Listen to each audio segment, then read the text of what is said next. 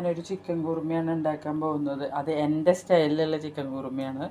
അതിന് ചിക്കൻ മസാലയും മഞ്ഞൾപ്പൊടിയും ഉപ്പും മല്ലിപ്പൊടിയും ലെമണും ഇട്ടിട്ട് മാരിനേറ്റ് ചെയ്ത് വെച്ചതാണത്. പിന്നെ വേണ്ടത് അടുത്തത് വെങ്കായം, തക്കാളി. മെയിൻ ഇൻഗ്രീഡിയൻസ് ഇതാണ്.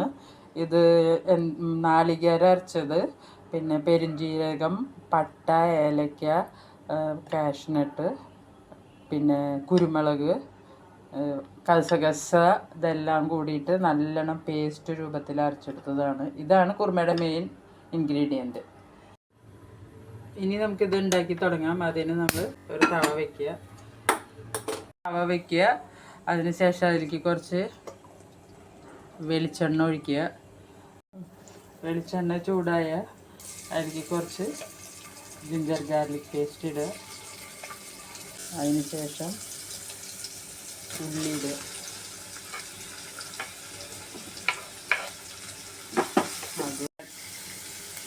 തക്കാളി ഇടുക.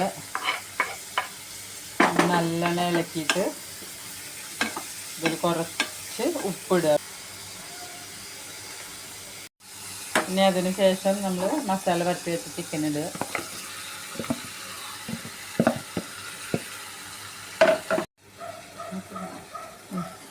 കുറച്ച് വെള്ളം ഒഴിക്കുക. മൂടി തുറന്നിട്ട് ഒന്ന് നല്ലോണം ഇളക്കിയിട്ട് നമ്മളുടെ കുറുമയുടെ മെയിൻ ഇൻഗ്രീഡിയൻറ്റ് ചേർക്കുക.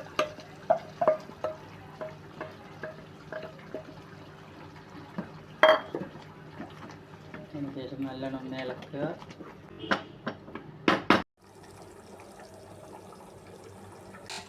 ഇനി ഇതിലേക്ക് നമുക്ക് കുറച്ച് പെപ്പറും കുറച്ച് കറിവേപ്പിലയും കൊത്തമല്ലിയും